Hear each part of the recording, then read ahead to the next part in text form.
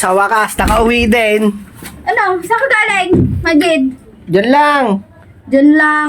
Ang dahil mo kasi dito, iniwan mo. Ano ka? Buhay binata.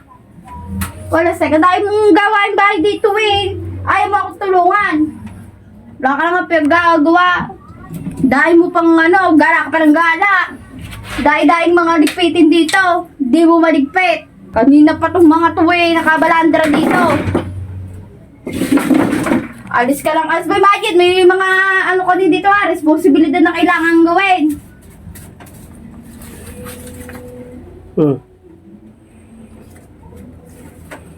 May pagkain na ba?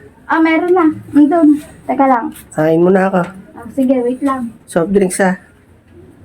Oo. Ibang uulam. Gusto mo? Ano bang masarap dyan? May manok dyan eh. Sige.